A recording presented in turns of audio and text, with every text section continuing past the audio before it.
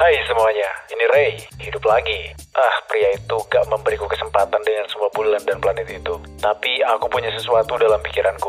Hari ini kita akan melakukan sesuatu yang baru. Aku berada di suatu tempat sekitar 200 km di sebelah timur Pulau Mariana. Dan seperti yang bisa kau katakan, tempat itu indah. Tapi aku tidak di sini untuk berjemur. Meskipun itu akan menyenangkan. Tapi tidak, aku punya misi untuk diselesaikan. Misi untuk menjelajahi kedalaman laut yang paling dalam. Challenger Deep di Palung Mariana. Tidak ada yang pernah mencoba melakukannya. Aku tidak tahu dari planet mana kamu berasal. Tetapi sebenarnya cukup banyak orang yang pernah ke dasar Palung Mariana. Dan mereka bisa kembali. Ya, baiklah. Tapi apakah ada yang pernah ke dasar Palung Mariana di luar kapal selam mereka? Aku rasa tidak. Dan orang ini akan melakukan untuk pertama kalinya. Sekarang, sebelum kamu mengatakan aku gila, aku gak akan kesana hanya dengan pakaian dalamku yang seksi. Aku akan mengenakan pakaian antariksa super canggihku. Dan jika pakaian antariksaku dapat bertahan di luar angkasa, aku pikir juga bisa bertahan sedikit dari tekanan bawah laut di bawah sana. Rico, seberapa dalam kita akan menyelam? Palung Mariana adalah tempat terdalam di bumi. Kedalaman maksimumnya yang diketahui adalah 11 km.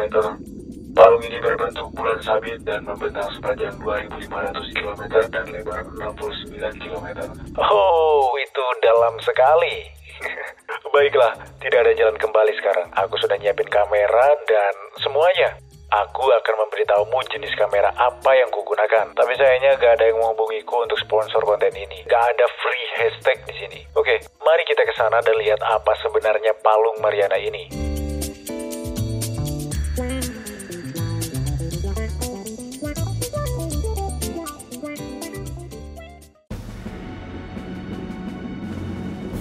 Perkiraan waktu turun 2 jam 30 menit. Kita berada di kedalaman 100 meter turun ke zona EPIP lagi. Jauhnya, ya aku bisa santai. Sini bagus, cerah, indah banget. Ya, tentu saja. Zona epiplagik juga dikenal sebagai zona sinar matahari. Zona ini masih merupakan lapisan dari permukaan laut. Jadi, banyak sinar matahari yang masuk. 90% dari semua kehidupan laut hidup di zona ini. 90% dari apa? Gak ada apa-apa di sini. Aku gak ngelihat apapun. Ya, kamu mungkin udah bikin mereka semua ketakutan dengan kapal selammu itu. Kau mungkin yang membuat mereka takut dengan suaramu yang terlalu dramatis itu. Lebay.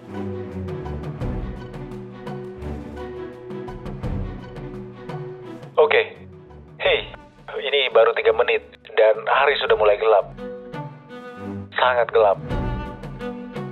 Rico, bisa kita kembali sekarang? Sebenarnya aku udah mutusin misi bawah laut ini juga. Ini terlalu mengisolasi. Lu tahu kan? Kayaknya aku lebih suka luar angkasa deh. Luar angkasa yang bagus, aman, dan nyaman. Apa ini ada hubungannya dengan batofobiamu? Hehehe, aku nggak takut mandi ya. Kau tahu, batofobia sebenarnya bukan rasa takut soal mandi. Itu adalah rasa takut akan tempat yang sangat dalam dan gelap.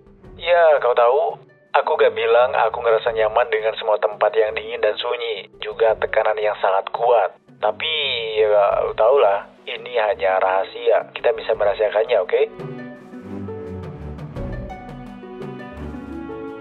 Kapal selam dalam mode autopilot menuju ke kedalaman laut. Aku bisa mengubah rutenya jika kau ingin membatalkan misi. Tidak. Mungkin sedikit dukungan akan lebih baik, Rico, oke? Bersabarlah. Aku tidak punya hati untuk bersabar. Kau benar. Kalau begitu, download hati satu.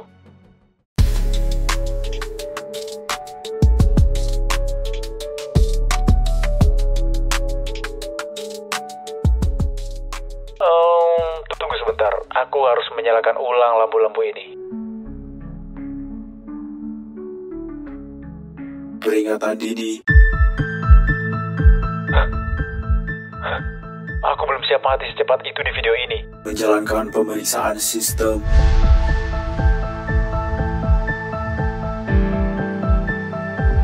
Pemeriksaan sistem selesai. Kau tidak akan mati.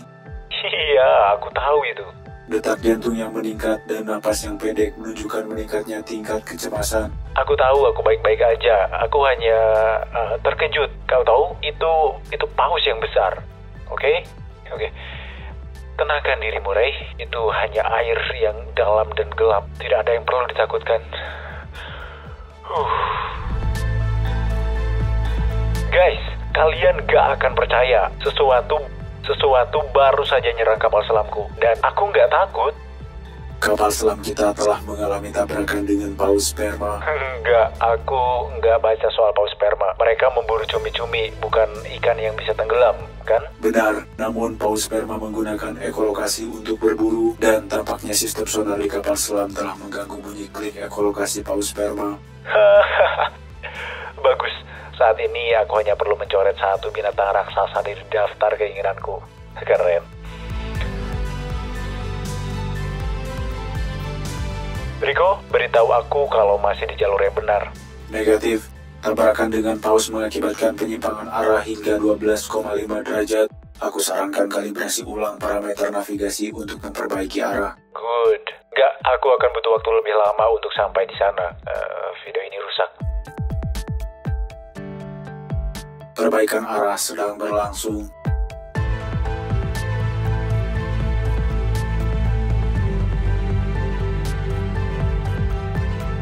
Oh, hey, ini rute yang indah. Wah, lihat, ubur-ubur itu bersinar. Hey, ini gak terlalu buruk, rasanya agak kayak keheningan yang gelap, dalam, dan mencekam di lautan yang gelap. Beberapa ubur-ubur menghasilkan cahaya melalui reaksi kimia di dalam tubuh mereka. Ini disebut bioluminesensi. Tentu saja, aku tahu apa itu bioluminesensi, Rico, oke? Mendekati kedalaman 2000 meter, waktu misi yang ditempuh 32,2 menit. Kita akan sampai di Challenger Deep sekitar 2 jam lagi lah. Rasanya menyenangkan. Makin dalam aku menyelam, makin kecil kemungkinan paus lain akan menyerang. Paus sialan. Kau lihat itu? Hah? Itu Megalodon? Megalodon telah punah 3,5 juta tahun silam. Sistem saya telah menemukan cumi-cumi raksasa. Bagus juga. Kurasa kapal selam ini gak akan sanggup menahan hantaman hiu raksasa prasejarah. Itu cumi-cumi raksasa. Dan kamu beruntung tidak diserang. Hewan ini tertarik pada cahaya, jadi kapal selammu seperti suar bagi mereka. Cumi-cumi raksasa ini panjangnya sekitar 13 meter dan dapat menyerang kapal selam dengan tentakelnya. Ini tidak akan merusaknya, tetapi akan sangat mengganggu. Oh, lihat, ada benda bercahaya lain tepat di depan kita. Ya ampun, itu jelek sekali. Ini adalah ikan pemancing. Data saya menunjukkan bahwa ikan ini menggunakan bioluminesensi untuk menarik mangsa. Ya, baiklah. Cijikan. Ayo kita minggir dari sini. Memasuki zona abisal. Menakutkan. Apa itu terbakar? Apa itu asap hitam? Oh, itu berasal dari ventilasi hidrotermal. Dan itu bukan asap. Itu partikel mineral. Saya mendeteksi peningkatan suhu. Iya, air di sekitar lubang hidrotermal bisa mencapai suhu 370 derajat Celcius. Fakta menarik, ini tidak membuat air mendidih karena tekanan di kedalaman ini 400 kali lebih besar daripada tekanan di permukaan laut.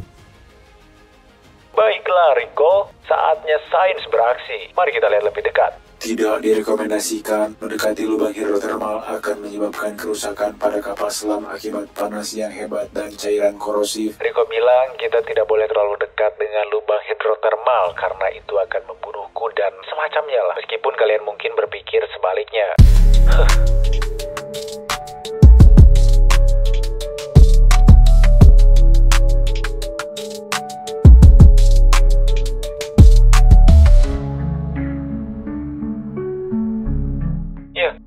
Oh, tidak banyak yang bisa dilihat di sini.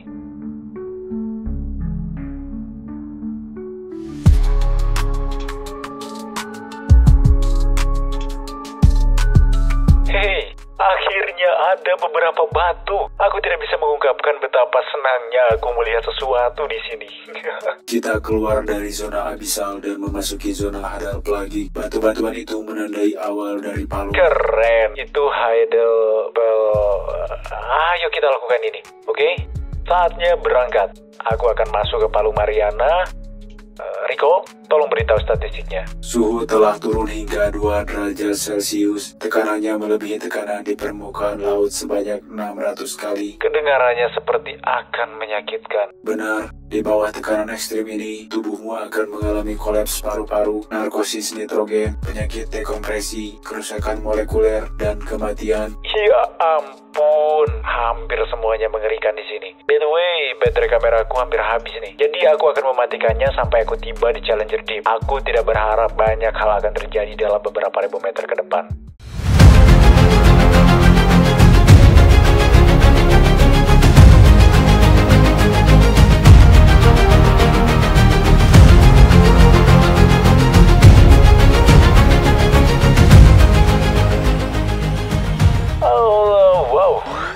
Jangan khawatirkan aku. Aku mungkin sedikit melebih-lebihkan diriku sendiri. Tekanannya lebih berkurang.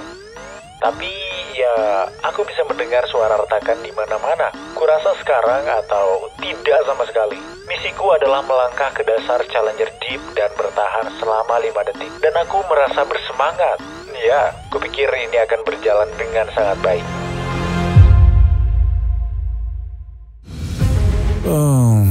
Kurasa dia tidak selamat. Ya, tidak ada yang baru. Dan jangan khawatir tentang Ray.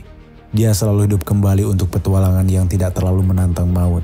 Jadi, kemana kita harus mengirim dia selanjutnya? Untuk tahu jawabannya, pantau terus di 2 Sisi.